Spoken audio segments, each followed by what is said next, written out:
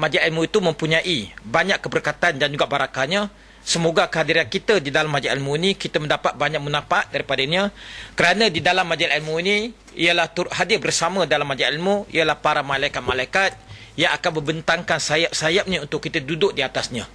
Cuma pada tengah hari ini kita tidak dapat melihat malaikat. Kalau kita dapat melihat malaikat, mungkin kita tidak ada di dalam kompaun ini. Bukan kerana kita takut pada malaikat, tapi bilangan malaikat jauh lebih banyak daripada bilangan manusia. Iaitu kalau kita dapat melihat malaikat, tak ada ruang untuk kita duduk di kawasan ini. Jadi tuan-puan dan saudara sekalian, walaupun kita tidak dapat melihat malaikat, malaikat sentiasa bersama dengan kita. Di kiri kanan kita ada malaikat yang mencatatkan segala amal-amal kebaikan kita, termasuk juga perbuatan-perbuatan jahat yang kita lakukan, sama ada secara sengaja atau secara tak sengaja. Sebab itulah dengan karya kita dalam majlis ilmu ini, bermakna dia dapat menyatukan kita semua, menjalinkan silaturahim, membentuk ukhuwah di antara kita sebagai umat Islam, tak kira dari segi latar belakang keturunan, di mana asalkan kita beragama Islam, kerana kita berkongsi satu akidah yang sama. Sebab itulah Islam tidak pernah membezakan dari segi warna kulit, dari segi dia punya keturunan. Sebab itulah perkataannya terakhir keluar daripada mulut baginda Rasulullah, waktu Nabi nak hembuskan napas terakhir, Nabi sebut umati, umati, umati. Maksudnya umatku, umatku, umatku. Nabi tak pernah sebut bangsaku, bangsaku, bangsaku. Sebab itulah kita diminta untuk memperjuangkan umat. Kita tak boleh memperjuangkan bangsa. Kalau kita perjuangkan bangsa, akan berlakunya pecah belah dalam masyarakat kita. Tapi kalau kita memperjuangkan umat, insya-Allah umat Islam akan menjadi kuat. Kita kembali akan bersatu, berpegang kepada agama Islam. Dan walaupun Islam tak benarkan kita memperjuangkan bangsa, tapi ini tak bermakna kita tak boleh cinta pada bangsa. Iaitu cinta pada bangsa dengan memperjuangkan bangsa adalah dua perkara yang berbeza, tuan-puan. Iaitu sebagai seorang manusia, tidak ada masalah kita cinta pada bangsa kita sendiri, sayang pada keturunan kita, kasih kepada salah sila kita. Cuma kita tak boleh memperjuangkan bangsa. Kalau kita memperjuangkan orang Melayu, mana kita nak letak Cina Muslim, tuan-puan. Dan kalau kita memperjuangkan Cina Muslim, mana kita nak bubuh India Muslim. Sebab itulah kita memperjuangkan umat, kita memperjuangkan agama Islam, sebab Islam itu merupakan agama yang bersifat sejagat. Islam bukan milik orang Melayu, Islam bukan milik orang Arab, Islam bukan milik orang Cina, Islam bukan milik orang India, tapi Islam diturunkan oleh Allah untuk seluruh umat manusia, tuan-puan. Sebab itulah ini yang menjadi asas pegangan kita sebagai seorang beragama Islam. Yang membezakan kita ialah dari segi takwa, dari segi keimanan kita sebagai seorang Muslim. Sebab itulah tuan-puan dan saudara sekalian, dan bila kita membicarakan tentang orang Cina ini, saya pun tak tahu, bila sebut saya tentang orang Cina, akan berlakunya banyak salah faham terhadap orang Cina. Dan saya amat bersetuju dengan dikatakan oleh Ustaz Zainuddin tadi, bahawa orang Cina tidak ada masalah dengan Islam. Tetapi orang Islam bermasalah dengan orang Cina. Sehingga menyebabkan orang Islam kadang-kadang tak mau bercampur dengan orang Cina. Mereka tak mau bergaul dengan orang Cina. Ada setengah daripada kalangan kita menjauhkan diri daripada orang Cina. Ada pula yang sentiasa buruk sangka pada orang Cina. Malahan sampai ke peringkat yang paling ekstrim. Ada pula di antara kita ni anti pada orang Cina. Dan saya tak tahu kenapa orang Melayu ni mempunyai satu perasaan yang kurang enak terhadap orang Cina, di mana sebut saja tentang orang Cina akan timbul pelbagai prasangka buruk, termasuk juga persepsi yang negatif terhadap orang Cina. Di antara persepsi itu masih lagi wujud sampai ke hari ini, iaitu ada di antara setengah daripada orang Cina ni, iaitu mereka begitu buruk sangka pada orang Cina, sampaikan mereka berkata bahawa orang Cina ni kalau tak menipu, bukan nama Cina, tuan-puan. Betul ke tak betul, tuan-puan? Saya tak boleh nak terima, tuan-puan. Kalau nak kata orang Cina menipu, orang Melayu juga menipu. India juga menipu. Tok Arab juga menipu, tuan-puan. Kalau kita pergi Mekah tu, Tok Arab bukan saja tipu kita hidup, dia tipu kita mati-mati, tuan-puan. Itu berlaku dekat Mekah, berlaku dekat Madinah. Jadi, tuan-puan yang salam sekalian, di mana dikatakan orang Cina itu menipu, disebabkan orang Cina menguasai bidang ekonomi dan juga perniagaan. Dan itu bukan salah orang Cina. Sebab mereka menguasai perniagaan atau ekonomi, ada sebab-sebab dia. Iaitu kalau betul lah orang Cina menipu dalam bidang perniagaan dan juga ekonomi, saya nak buat satu analogi.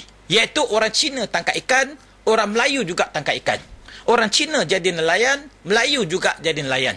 Kenapa nelayan Cina boleh jadi kaya? Nelayan Cina boleh beli kapal yang besar sehingga berharga RM1,5 juta, boleh beli harta dekat darat, boleh beli rumah untuk disewakan kepada orang lain, boleh beli kedai untuk digunakan untuk perniagaan. Kenapa nelayan Melayu selalu dikaitkan dengan kemiskinan? Dikaitkan dengan kemelaratan, dikaitkan dengan kesusahan, dikaitkan dengan penderitaan, dikaitkan dengan kelaparan, dikaitkan dengan kais pagi maka pagi, kais petang maka petang. Padahal dua-dua tu sama-sama tangkap ikan. Takkan orang Cina tipu ikan, tuan-tuan? Takkan orang Cina tangkap dekat Laut Cina, orang Melayu tangkap dekat Laut Melayu. Masing-masing tangkap dekat laut yang sama. Jadi perempuan yang semestian, jadi orang Cina berjaya dalam bidang ekonomi itu ada dia punya formula dia. Ada dia punya kaedah, ada dia punya asas dia. Cuma kita tak faham. Sebab itulah kita pula tidak berusaha untuk memahami orang Cina ataupun mengenali orang Cina. Sedangkan benda itu dah disebut dalam Quran. Iaitu dalam Quran itu Allah telah berfirman yang bermaksud bahawa manusia dijadikan berbangsa-bangsa bukan untuk kita berbalah di antara satu sama lain, bukan untuk kita bergaduh, bukan untuk kita mencari salah dan juga silap, tetapi ialah untuk kita kenal mengenal di antara satu sama lain. Tapi berapa ramaikah di antara orang Islam, terutamanya orang Melayu, yang faham tentang orang Cina, tuan-tuan? Saya percaya kita biasa berjumpa dengan orang Cina, kita berkawan dengan orang Cina, kita duduk berjidar dengan orang Cina, kita kadang-kadang bekerjasama dengan orang Cina, malahan kita juga pernah bekerja dengan orang Cina, tapi saya percaya ramai di antara kita ini tak begitu memahami orang Cina. Dah boleh dikatakan mereka tak kenal dengan orang Cina. Jadi siapakah itu orang Cina, tuan-tuan? Siapakah itu orang Cina? Saya orang Cina, tuan-tuan. Zainuddin ni orang apa? Orang Arab, ada keturunan Arab, tuan-tuan. Tapi saya ni confirm orang Cina. Iaitu orang Cina pun sebenarnya disebabkan kita tak mengenali itulah, maka menyebabkan kita susah nak teka orang Cina. Dan orang Cina itu tidak seperti mana yang kita fahami terdiri daripada satu suku. Orang Cina itu dia berasal daripada negara Cina, bukan berasal daripada India, tuan-tuan. Cuma orang Cina yang ada dekat Malaysia ni terdiri daripada pelbagai suku. Ada lebih kurang 13 suku orang Cina yang ada dekat Malaysia ni. Di antara suku yang biasa kita dengar ialah suku Hokkien. Lepas tu ada Cantonese ataupun kita panggil sebagai Kungfu. Bukan kerana mereka pandai berkungfu, tuan-tuan. Sebab dia punya sebutan dia dalam bahasa Cina, kita kadang-kadang panggil mereka ni orang Kungfu. Lepas tu kita juga ada orang Hakka. Ataupun orang Cina panggil Kek. Kek dengan Hakka itu adalah sama. Lepas tu kita juga ada Teochew. Dan kita ada juga Hailam, kita ada Hokkien, kita ada Fuchao, kita ada Honan, kita ada Liu Chiu, kita ada Kongsai, bukan Pangsai, tuan-tuan. Lepas tu kita ada Chaoan, kita ada Shanghai dan juga kita ada Hinghua. Dapat ke tak dapat, tuan-tuan? Sebab apa nak bagi mudah faham ni, iaitu dia ada 13 suku. Dan saya nak terangkan dulu tentang orang Cina ni sebelum kita cakap terus tentang buku ni. Sebab selagi mana kita tak tahu orang Cina, akan timbulnya banyak salah faham terhadap orang Cina. Susah kita nak teka orang Cina, sedangkan orang Cina ini merupakan golongan yang paling mudah untuk kita dampingi, golongan yang mudah untuk kita dekati, golongan yang boleh kita sampaikan Islam kepada mereka, termasuk juga dari segi sokongan politik. Dan kita perhatikan dekat Sarawak. Dekat Sarawak itu, di mana PAS bertanding di kawasan Cina, dan mereka menang di peti undi orang Cina, tuan-tuan. Tapi di tempat orang Islam, PAS kalah, tuan-tuan. Jadi ini membuktikan bahawa Islam boleh terima parti PAS. Islam boleh terima agama Islam. Kalau pendekatan ataupun cara yang kita sampaikan itu kena pada gaya dan juga cara dia. Jadi perempuan yang saudara sekalian, di mana kita ada 13 suku orang Cina dan setiap sukunya tak sama. Dari segi dialeknya tak sama, dari segi perangainya tak sama. Jadi perempuan yang saudara sekalian, di mana suku-suku ni bagaimana kita nak kenal dia? 13 suku ni yang ada dekat Malaysia. Nak kenal orang Cina ni tak susah sangat. Kita ada beberapa indikator. Kita ada beberapa panduan. Yang ini kita ada 13 suku orang Cina dekat Malaysia. Itu yang kadang-kadang kenapa kita ni di setengah tempat orang Cina kita susah nak teka dia. Di setengah tempat pula kita senang nak teka. Jadi kita ada 13 suku ni. Jadi satu cara nak kenal dengan orang Cina ni, satu cara nak kenal orang Cina tu, yang pertama sekali ialah dari segi dia punya dialek dia. Iaitu setiap dialek orang Cina ni tak sama. Sebab itulah di antara satu dialek dengan dialek lain kadang-kadang bukan saja tak sama, malahan kita tak boleh memahami di antara satu sama lain.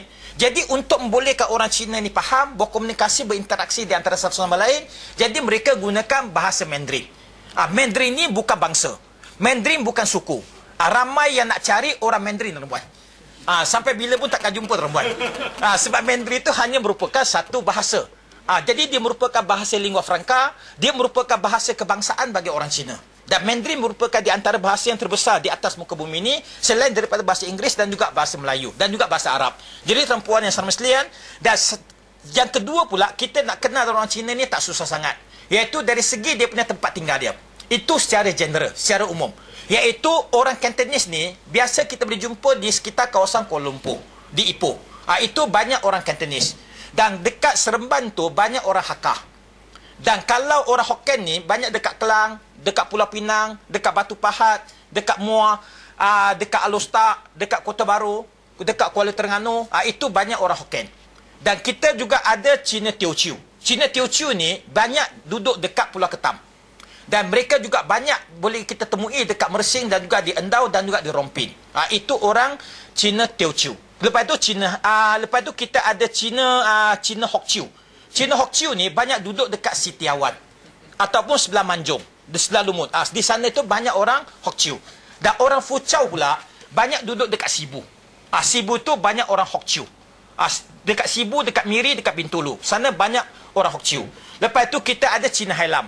Saya Cina Hailam. Cina Hailam ni dia merupakan golongan minoriti, tapi mereka duduk berselerakan. Dekat Kuching ada, dekat Kuala Terengganu ada, dekat Pelabuhan Kelang pun ada. Iaitu terutama dekat Bagai Hailam. Begitu juga dengan Heng Hoa, itu banyak kita boleh jumpa dekat sebelah Kuching. Dan kumpulan Honan dengan Liu Chiu pula, banyak kita jumpa dekat Sabah dengan Sarawak. Dan Kongsai tu banyak duduk dekat sebelah negeri Johor, iaitu dekat sebelah Segamat. Jadi itu satu cara kita nak kenal dengan orang Cina. Yang ketiga pula, kita boleh kenal dengan orang Cina ni dari segi perwatakan dia. Iaitu dari segi perangai dia, dari segi dia punya perwatakan yang sama. Iaitu apa beza antara perwatakan dengan perawakan, teman? Sama ke tak sama? Perwatakan itu apa? Perawakan itu apa? Perawakan apa? Penampilan. Ya. Perawakan itu kita punya penampilan fizikal. Fizikal kita. Perwatakan itu penampilan dalaman kita. Jadi dari segi perwatakan orang Cina ni tak sama. Iaitu orang Cina punya perangai juga tak sama, tuan-puan. Dan kalau kita perhatikan daripada 13 suku orang Cina ni, Cina yang paling kasar, Cina yang paling garang, Cina yang paling keras, Cina yang paling degil, Cina yang paling suka cari gaduh ialah Cina Fuchau, tuan-puan. Yang duduk dekat sebelah Sibu. Tapi Cina yang paling lembut, Cina yang paling halus ialah Cina Hailam, tuan-puan. Saya Cina Hailam. Cakap saja kasar, tapi hati lembut, tuan-puan. Sebab itulah Datuk Anatan juga Cina Hailam, Kamako juga Cina Hailam. Dan ramai Cina Hailam ni mereka masuk agama Islam. Sebab dari segi dia punya perwatakannya lembut, dan mereka boleh terima agama Islam. Dan yang keempat pula, kita boleh kenal dengan orang Cina ini dari segi penguasaan ekonomi dia. Iaitu orang Cina Hokkien biasanya mereka kontrol bidang peruncitan. Dan banyak kedai-kedai runcit ini dikontrol oleh orang Cina Hokkien. Dan orang Cina Teochew pula, mereka banyak kontrol bidang pembinaan. Iaitu terutama dalam bidang construction. Begitu juga dengan orang Cina Hakka. Orang Cina Hakka ni kontrol industri tekstil. Iaitu kedai-kedai kain ni banyak dikontrol oleh Cina Hakka ataupun Cina K. Manakala Cina Teochew pula, mereka kontrol industri perikanan. Sebab itulah mereka banyak tangkap ikan dekat Pulau Ketam, dekat Mersing, dekat Endau. Dan orang Cina Teochew pula, mereka juga kontrol bidang hardware. Kalau kita pergi ke kedai-kedai hardware ni, banyak daripada kedai itu dimiliki oleh orang Cina Teochew. Begitu juga dengan Cina Hailam. Cina Hailam ni, dia banyak kontrol dalam bidang makanan. Iaitu restoran. Tak ada mi Hailam, tuan-puan. Tak ada mi Hailam. Sebab saya tak pernah jumpa mi Hailam dalam masyarakat saya, tuan-puan. Mi Hailam ni orang Melayu saja yang buat, tuan-puan. Mi pun dah salah, tuan-puan. Jadi sebenarnya orang Cina ni banyak buka restoran. Dan juga biasanya kita kaitkan dengan kedai kopi. Dan kita biasa tak minum kopi dekat kopi tiam. Kopi tiam ni kita bayar satu cawan kopi ni, harganya sampai 4-5 ringgit. Tapi sebenarnya kopi tiam tu dalam bahasa Cina, iaitu orang Cina sebut kopi tiam tu maksudnya kedai. Jadi kopi tiam tu maksudnya kedai kopi. Yang kita pergi bayar mahal pasal apa, tuan-puan? Hanya kerana namanya kopi tiam, tuan-puan. Tapi jadi kalau minum kopi dekat kopi tiam, kena diam-diam, tuan-puan. Jadi tuan-puan dan sekalian, dan orang Cina Fuchau pula, mereka banyak kontrol industri pembalakan. Sebab itulah dekat Sarawak banyak orang Fuchau. Begitu juga dengan Cina Hokchew. Cina Hokchew ni banyak kontrol dalam bidang pertanian. Iaitu mereka yang duduk dekat sebelah Sitiawan sana. Jadi itulah di antara beberapa cara kita nak kenal dengan orang Cina. Jadi masalahnya kita tak kenal dengan orang Cina. Kalau kita tak kenal dia, bermakna itu susah kita nak mendekati dia. Sedangkan asas untuk kita berdakwah, asas untuk kita menyampaikan Islam ialah supaya kita dapat kenal dia punya latar belakang, supaya kita dapat tackle dia, tuan-puan. Itu dia punya kaedah dia. Jadi tuan-tuan dan sekalian, jadi ini sekadar maklumat ringkas berkaitan dengan orang Cina untuk betulkan banyak salah faham tentang orang Cina yang dikatakan orang Cina suka menipu dan juga sebagainya. Yang kedua pula, berlakunya salah faham terhadap orang Cina di mana sampai masih lagi ada di kalangan orang Melayu berkata-kata, dan kata-kata itu masih lagi saya dengar sampai ke hari ini, iaitu orang Cina tak mandi pagi, tuan-tuan. Betul ke tak betul, Roman? Ini langsung saya tak boleh nak terima, tuan-tuan. Siapa kata orang Cina tak mandi pagi? Orang Cina cuma tak mandi pada waktu subuh. Antara pagi dengan subuh sama ke tak sama, tuan-tuan? Tak sama. Orang Cina mandi selepas subuh. Dan kalau dia mandi pukul 11.30 pagi, masih lagi pagi, tuan-tuan. Selagi mana belum melepasi pukul 12 tengah hari. Orang Cina dia tak mandi subuh sebab dia tak perlu solat subuh. Kita orang Islam kena solat subuh. Jadi tuan-tuan dan sekalian, dan ada lagi satu salah faham yang perlu kita betulkan, iaitu ini seringkali digunakan oleh pihak-pihak tertentu, iaitu dikatakan judi itu budaya orang Cina. Sedangkan judi itu bukan tradisi orang Cina, judi bukan merupakan cara hidup orang Cina, malahan ramai juga orang Cina yang tak suka pada judi. Saya tak menafikan orang Cina itu berjudi, tapi pada masa yang sama ada juga yang tak suka pada judi. Yang terutamanya kita masih lagi ingat pada tahun lepas, iaitu berlangsungnya perlawanan bola sepak Piala Dunia dekat Afrika Selatan. Dan waktu itulah diwar-warkan nak keluarkan lesen judi sukan bola sepak. Dan bila dicadangkan nak berikan lesen kepada satu syarikat, orang Cina lah yang paling kuat sekali menentang. Orang Cina lah yang paling banyak tak bersetuju. Orang Cina lah yang paling banyak sekali bantah. Melayu pula sokong, tuan-tuan. Itu yang kita pelik. Cina pula bantah, Melayu pula boleh sokong. Jadi tuan-tuan sekalian, jadi kita boleh memahami di mana ada setengah orang Melayu tu, iaitu dia bukan saja tidak memahami agama Islam, dan mungkin jadi dia boleh berjadi orang bukan Islam. Sebab Melayu itu bukan sebenarnya Islam. Itu yang salah faham. Sebab ada juga orang Melayu beragama Kristian, ada juga beragama Hindu dan juga sebagainya. Jadi tuan-tuan sekalian, dan satu lagi salah faham yang perlu kita betulkan terhadap orang Cina, iaitu orang Cina tak ada hubungan dengan agama Islam. Seolah-olah Islam dengan Cina itu merupakan dua perkara yang berbeza. Sedangkan hubungan di antara orang Cina dan Islam sangat rapat. Dan hubungan ini sudah terbentuk untuk suatu tempoh masa yang cukup lama. Sebab itulah tuan-tuan dan sekalian, sebab itulah kalau kita pergi ke negara Cina, di mana di negara Cina itu Islam telah bertapak untuk suatu tempoh masa yang cukup lama. Dan untuk membicarakan buku ini, kita juga kena baca buku-buku saya lain, sebab setiap buku ini mempunyai hubungan di antara satu sama lain. Iaitu saya pernah keluarkan satu buku yang bertajuk Mencari Islam di Cina. Dan buku ini pernah ulasannya keluar dalam surat khabar Harakah, di mana mungkin ada di antara kita tertanya-tanya, pasal apa kita nak cari Islam dekat negara Cina? Kalau kita nak cari Islam, kita cari dekat Mekah, kita cari dekat Semenanjung Arab, kita cari dekat Mesir, kita cari dekat Pakistan, paling-paling pun kita cari dekat Bangladesh. Pasal apa kita nak cari Islam dekat negara Cina? Dan saya tulis buku ini atas dasar beberapa sebab. Sebab yang pertama itu ialah kerana Nabi pernah sebut tentang negara Cina.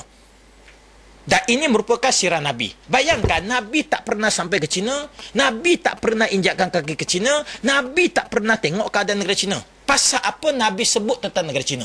Mesti ada sebab dia. Sebab setiap patah perkataan yang keluar daripada mulut Nabi, Nabi tak pernah cakap perkara yang sia-sia. Nabi tak pernah cakap perkara-perkara yang tidak mendatangkan sebarang manfaat. Bermakna mesti ada hikmah di sebalik kata-kata Nabi tersebut.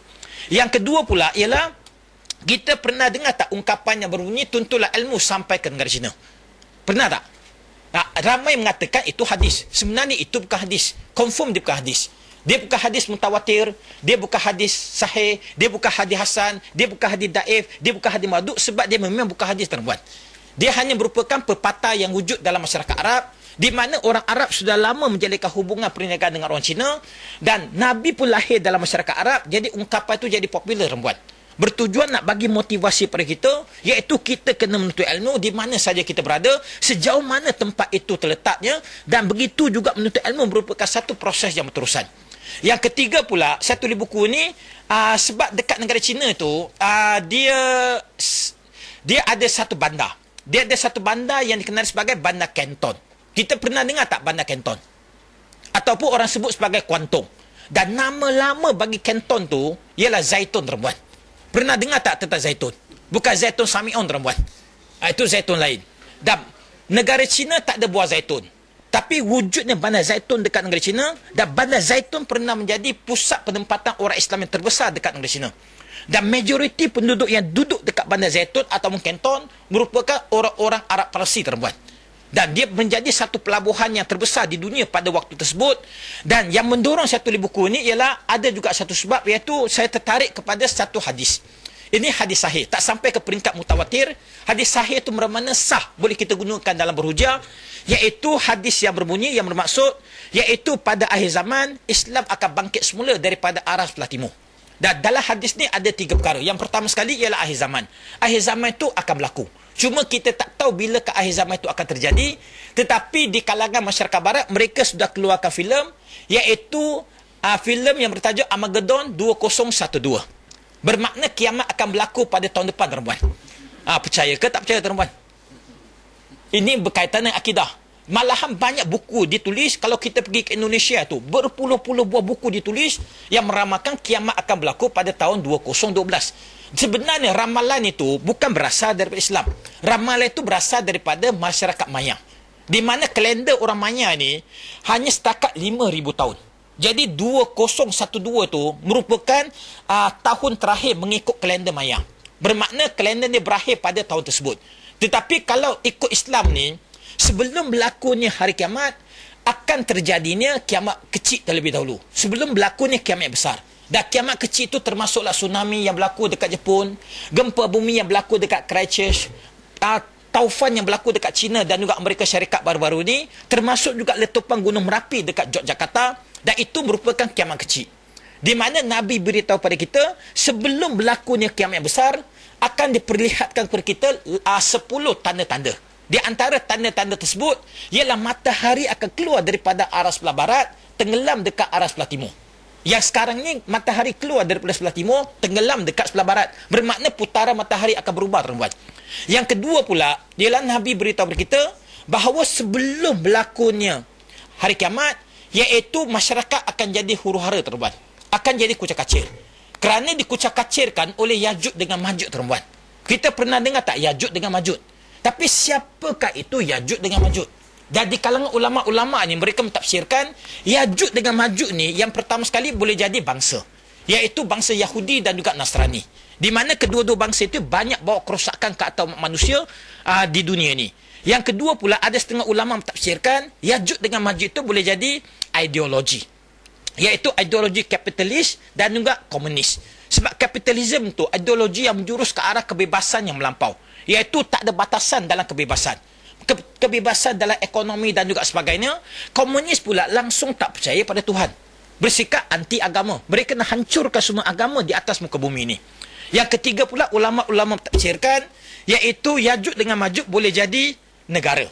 Dalam konteks kita pada hari ini, negara yang paling hampir kepada Yajuj dengan Majuj ini ialah Amerika dan juga Israel, tuan-tuan. Itu tafsiran dibuat oleh ulama'-ulama'. Lepas tu baru datangnya Dajjal. Kemudian akan turunnya Nabi Isa. Jadi tuan-tuan dihormati, itu di antara proses-proses akan berlakunya akhir zaman. Tapi Nabi beritahu kita, pada akhir zaman, Islam tidak akan bangkit semula daripada arah sebelah Mekah. Islam tidak akan bangkit dekat Madinah, tapi Islam akan bangkit dekat arah sebelah timur. Cuma Nabi tak beritahu kita timur itu di mana. Bukan kerana Nabi tak tahu, tapi Nabi sengaja tak memberitahu.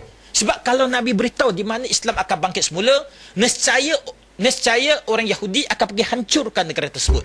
Macam yang mereka buat ke atas Afghanistan, yang mereka buat ke atas Iraq, yang mereka buat ke atas Pakistan, yang mereka buat ke atas Syria dan juga seumpamanya. Jadi tuan-tuan sekalian, sebab itulah negara-negara sebelah timur ni selalu disebut sebagai negara penganas, termasuk juga Malaysia. Malaysia konon-kononnya dikatakan menjadi pusat transitnya golongan penganut Islam.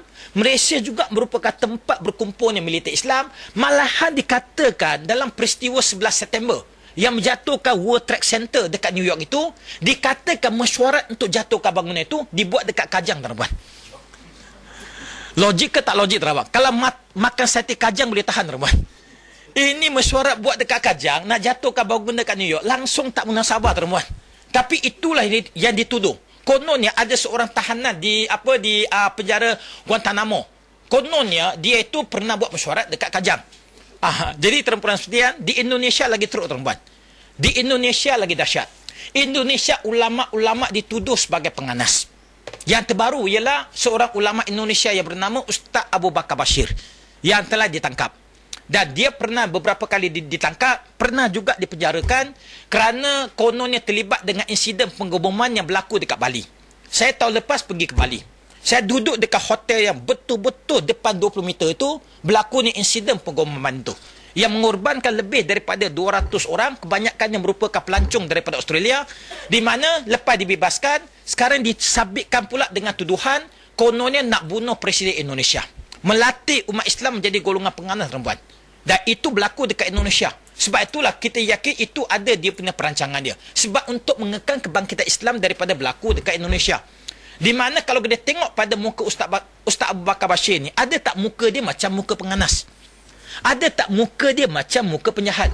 Ada tak muka dia macam muka gangster? Ada tak muka dia macam muka Samsing, tuan-tuan? Kalau nak kata Samsing ni, saya ada toko jadi Samsing, tuan-tuan. Sebab nama saya Anwan Singh, tuan-tuan. Jadi tuan-tuan sekalian, sebab itulah itu merupakan tuduhan yang tidak berasas, dan termasuk dalam kawasan timur tu, kita jangan lupa ialah negara China, tuan-tuan. China juga terletak dekat sebelah timur. Dan China ni merupakan di antara 5 buah negara yang mempunyai penduduk Islam yang terbesar dekat dunia.